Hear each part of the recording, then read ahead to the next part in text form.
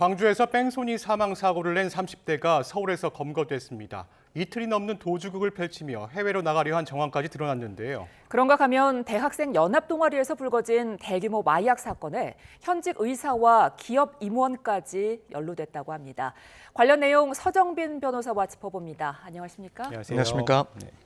네, 광주에서 뺑소니 사망 사고를 낸 30대가 달아났고 또 도주 60여 시간 만에 붙잡혔습니다.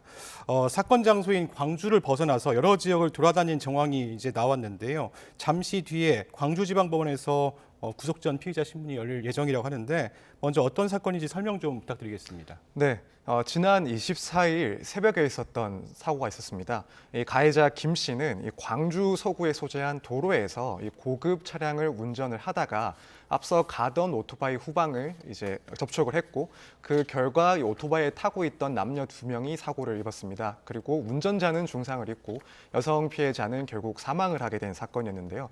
사실 여기서 사건이 끝난 게 아니라 이 사고 직후에 이 운전자 김 씨는 그대로 500m를 더 운전을 하고 결국 지인의 차량에 옮겨 타서 대전까지 이제 도주를 했습니다. 그 이후에 이제 체포될 때까지 약 이틀 동안 도주 행각을 벌이다가 결국 어제 체포가 된 상황입니다. 이 사고로 인해서 오토바이가 150m가량 튕겨져 나갈 정도로 굉장히 좀 충격이 컸다고 하는데요. 그런데도 어떤 이 사고 직후에 구호 조치 없이 차량을 이제 버리고 그냥 도주행각에 나섰다고 하더라고요. 이 경우에는 어떤 혐의가 적용됩니까? 네, 말씀하신 것처럼 이제 오토바이가 사고 직후 한 150m 날아갈 정도로 사실 당시에 취한 상태에서 이 차량을 과속을 하면서 운전을 했던 상황인 것 같습니다. 이렇게 조치를 하지 않고 현장을 이탈한 경우에는 결국 특가법상 도주치상이나 도주치사가 문제가 됩니다. 그리고 지금 이 사건 같은 경우에는 오토바이를 타고 있던 여성 피해자가 사망을 했기 때문에 결국 도주치사 문제가 되고요. 사실 이런 도주치사 같은 경우에는 법정형이 무기징역 또는 5년 이상의 형을 선고하도록 되어 있습니다. 그래서 현재 이런 도주치사 그리고 기타 혐의들이 문제가 되는 사항입니다. 네, 도주치상, 도주치사상 혐의 이야기해 주셨는데 음주 혐의도 추가할 수 있을 것 같아요. 도주 과정에서 근데 휴대폰을 끄고 또 대포폰을 쓰고 또 추적을 피하려고 치밀한 방법을 쓰고 심지어 해외 도피까지 시도했다고 하는데 이런 행태가 법원 양형에는 영향이 좀 있을까요? 가중처벌도 될 수 있을 것 같은데요. 네, 말씀하신 것처럼 이틀 동안 상당히 이제 도주를 면밀하게 준비하고 또 도피를 한 상황들이 확인이 됐습니다. 예를 들면 지인의 차량을 타고 곧바로 대전까지 갔었고 또 자기 휴대전화를 꺼놓은 상태에서 또 다른 지인으로부터 받은 대포폰을 사용하게 됐었고 또 추적을 피하기 위해서 현금을 이용하면서 여기저기 왔다 갔다 했던 그런 상황들이 확인이 되는데요. 일단 지금 당장에 이제 도주의 우려가 분명히 높은 상황이기 때문에 구속영장 발부에도 상당히 중요한 요소로 판단을 받을 것 같고 이후에도 이제 이 범행 직후의 그런 상황들이 그리고 그런 내용들이 무척 좋지 않다고 봐서 결국에는 선고에까지도 좋지 않게 영향을 미칠 것으로 보입니다. 이 도피 과정에서 이 뺑소니범들을 도운 조력자가 굉장히 여럿이 있던데 이 조력자들 같은 경우에도 처벌을 받을 수 있습니까? 네, 그렇습니다. 결국에는 이런 사람들에게는 범인 도피죄 혐의가 적용되고 처벌받을 수 있습니다. 현재 확인된 그런 내용에 의하면 최소한 2명 이상이 조력을 한 것으로 보이는데요. 한 명은 사고 직후에 이제 도주하는 가해자의 연락을 받고 자기 차량에 태워서 대전까지 이동을 했던 사람이고 또 그 과정에서 해외로 출국할 수 있게 항공권을 예약하는 행위까지도 했던 것으로 보입니다. 그리고 또 다른 한 명은 마찬가지로 이 가해자의 지인인데 이후에 대전에서 인천 그리고 서울로 옮겨지는 동안 이동의 편의를 제공을 하고 또 대포폰을 제공을 해서 도피를 도와준 사람들로 확인이 됩니다. 그래서 이런 경우에는 범인 도피죄 혐의가 적용되기 때문에 최대 징역 3년까지 처벌을 받을 수도 있게 됩니다. 네, 사고 차량에 동승했던 사람도 처벌을 받아야 되는 상황인데 사실상 음주운전이었다면 음주운전을 방조한 혐의가 추가되는 거죠. 네, 그렇습니다. 음주운전을 하는 것을 알면서도 동승한 동승자에게도 사실은 음주운전을 방조했다는 혐의가 적용이 될 수 있고 또 결국 방조로 처벌될 수도 있습니다. 지금 이 같은 경우에는 이 가해자가 사고 전에 그 음주를 한 사실도 확인이 되고 그걸 또 스스로 인정을 하는 그런 상황으로 보이는데 사실 문제는 이미 이 사고가 발생하고 나서 시간이 상당히 지났기 때문에 음주 운전으로 처벌하기 위해서 필요한 그 혈중 알코올 농도를 정확하게 측정할 수가 없는 게 사실 문제입니다. 물론 당시에 마신 술의 양을 비교를 해서 그걸 토대로 이제 위드마크 공식을 적용을 하면 대략적인 수치는 알 수 있지만 그것만으로는 혈중 알코올 농도가 정확히 얼마인지 정확한 판단이 할 수가 없기 때문에 이 가해자도 음주 운전으로 처벌받기가 어려운 상황이다 보니 동승자도 사실 거기에 대한 방조 혐의로 처벌하기가 조금 어려운 상황입니다. 예, 그런데 지금 좀 상황이 좀 더 복잡한 게 이 사고 차량이 빌린 차량인데 그 의무종합보험에 가입되지 않았다고 하더라고요. 사망자까지 있는데 이 경우에 보상은 어떻게 되는 겁니까? 사실 이런 보험이 아예 가입되어 있지 않는 상황이기 때문에 이런 피해자 그리고 피해자의 유가족들은 결국에는 최종적으로 이 가해자에 대해서 손해배상을 청구하는 수밖에 없습니다. 물론 지금 이 사건이 워낙 심각한 사건이다 보니 이 가해자는 이후에 뭐 수사 단계에서 그리고 재판 단계에서 어떻게든 합의를 하려고 시도를 할 가능성이 높습니다. 예. 그 과정에서 피해자 그리고 피해자의 유가족들은 그런 합의의 제안을 받고 뭐 손해배상을 변제받는 그런 방식을 선택할 수도 있고요. 다만 그렇게 되면은 결국 처벌에 있어서 보다 이제 형이 감경되는 그런 효과가 발생을 하는데 이런 것들을 원하지 않는다면 결국 형사 사건은 형사 사건대로 두고 민사적인 손해배상 청구를 해서 그래서 이 피해를 입은 금액에 대해서 배상 청구를 구하는 그런 소송의 형태로 진행이 될 수가 있습니다. 예. 다음 사건도 한번 알아보겠습니다. 지난 8월에요. 수도권 명문대 중심으로 만들어진 연합동아리에서 마약 투약과 유통이 벌어지면서 피의자들이 기소가 됐습니다. 이 사건에 현직 의사와 기업 임원 등이 또 연루됐다고 하는데요. 어떤 내용인가요? 네, 그렇습니다. 이른바 명문대 마약 동아리 사건이라고 얘기를 할 수 있을 것 같은데 확인을 해보니 조사 결과 이 동아리에 소속된 뭐 대학생뿐만 아니라 그 외부인들 예. 그래서 상급 병원의 의사 그리고 상장사 임원 같은 그런 일반인들도 여기에 연루가 돼서 이 동아리를 통해서 마약을 구매를 하고 또 상습적으로 투약을 한 그런 내용들이 확인이 됐습니다. 그래서 뭐 이런 구성원뿐만 아니라 외부적으로도 이런 마약 판매와 유통이 있었다는 것이 상당히 충격적으로 드러난 사건입니다. 예, 그런데 이 그 동아리에서 같이 했던 이제 마약을 같이 투약했던 사람들 중에 현직 의사가 있잖아요. 이 의사가 마약을 투약하고 7명이나 수술을 했다고 하는데 이 상황이 지금 어떻게 된 겁니까? 네, 그렇습니다. 이 해당 의사는 서울 상급 종합병원에서 근무를 하고 있는 의사인데 이 지난해 10월부터 11월까지 마약을 구해서 이 동아리를 통해 마약을 구해서 3차례 투약을 했다고 합니다. 그런데 그중에 하루는 새벽에 마약을 투약을 하고 같은 날 병원에 출근을 해서 7명의 환자를 수술하는 그런 흔적도 확인이 됐는데요.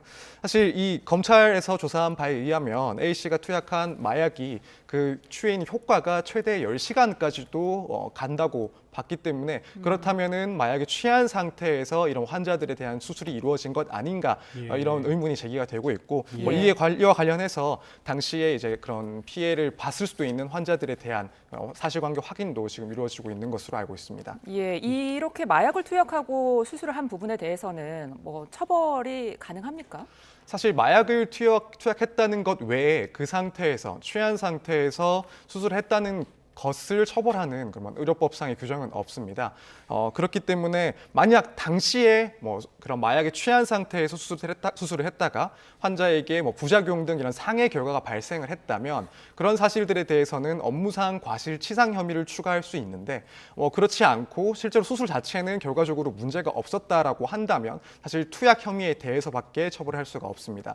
물론 구체적인 상황을 보고 특히 이런 마약을 관리해야 되는 의사가 마약에 취한 상태에서 집도를 했다라는 그런 사정들은 분명히 그냥 투약 사실과 관련해서도 상당히 중한 처벌로 볼 수 있는 가중적으로 처벌할 수 있는 요소이기 때문에 그런 점은 결국에는 판단에 있어서 영향을 줄 것으로 보입니다. 예, 네. 그러면은 의사 면허도 계속 유지할 수 있는 거예요?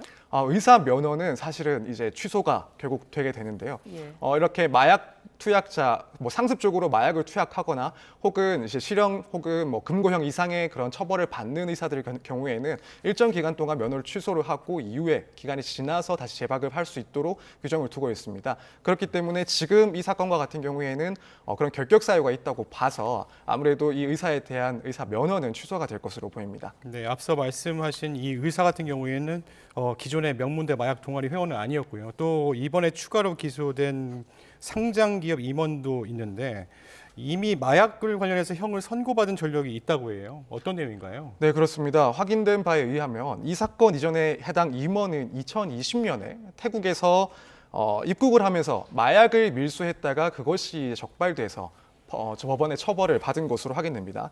그 당시에는 판결이 이제 실형의 집행유예를 선고받은 것으로 확인이 되는데요. 지금 이 사건은 그때 이제 선고를 받은 집행유예 기간 중에 이루어진 범죄라고 지금 확인이 그렇군요. 됩니다. 예. 그렇기 때문에 이렇게 집행유예 기간 중에 동종의 범죄를 저지른 경우에는 이건 가중해서 처벌할 수밖에 없는 그런 사유가 됩니다. 예. 그렇기 때문에 이번 사건으로 인해서 보다 가중된 처벌을 받을 것으로 예상이 됩니다. 예, 지금 이 마약 연합 동아리 회장이 일반인에게도 약을 팔았다고 하더라고요.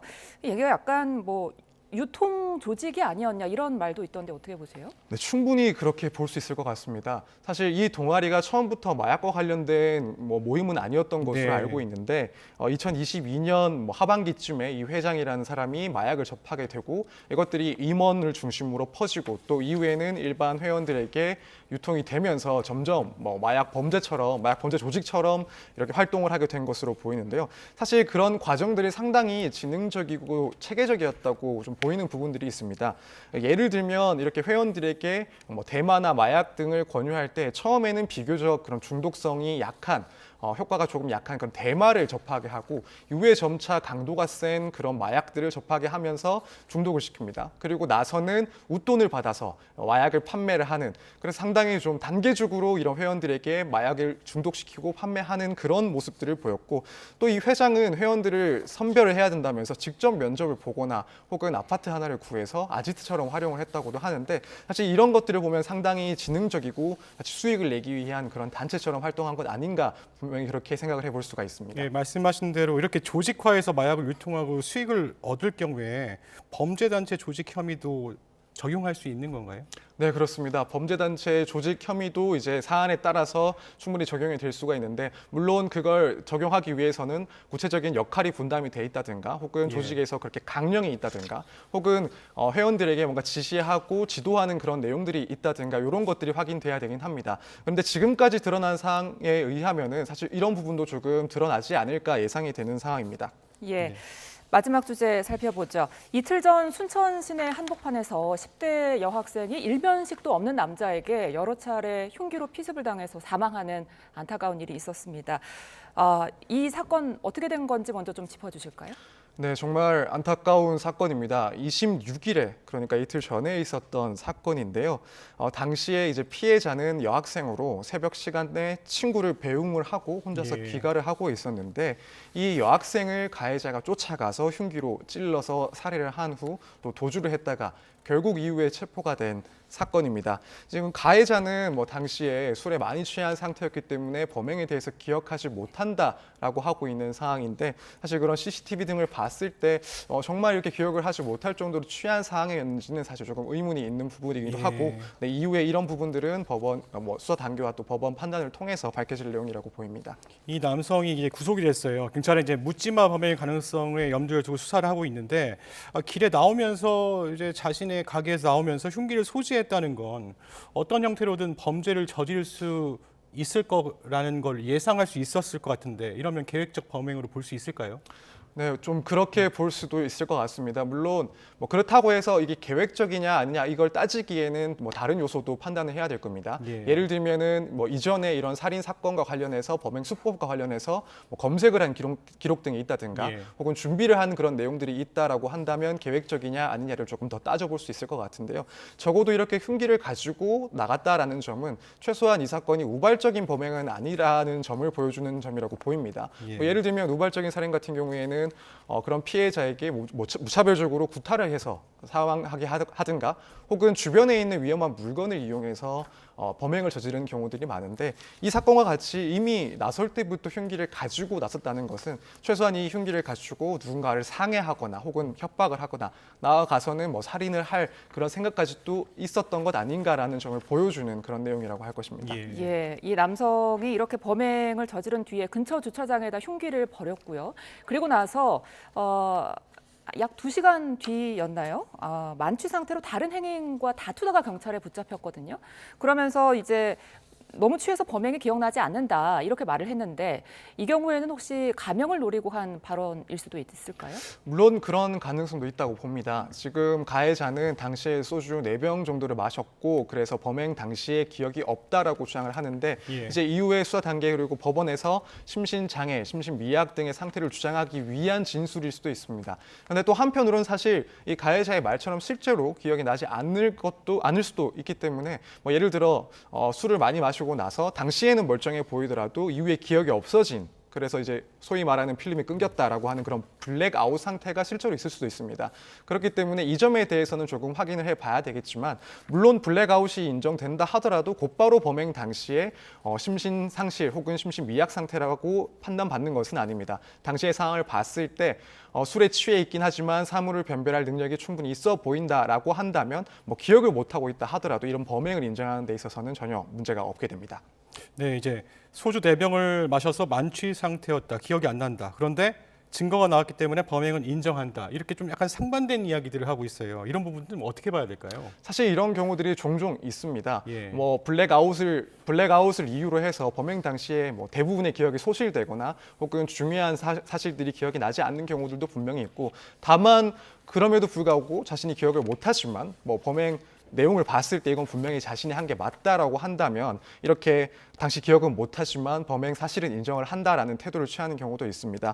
뭐 물론 이게 나중에 실제로 만취한 상태라고 파악이 된다고 하더라도 이런 만취 상태가 당시 범행을 저지르는데 얼만큼 영향을 줬는지는 또다시 판단을 할 문제고 뭐 CCTV나 이런 것들을 확인해서 봤을 때 뭐 주차장에서 뛴다든가 혹은 범행 이후에 자리를 이탈했다든가 이런 내용들을 보면 이 만취가 결국에는 뭐 심신 장애 사유까지는 해당하지 않을 것으로 일단 예상이 됩니다.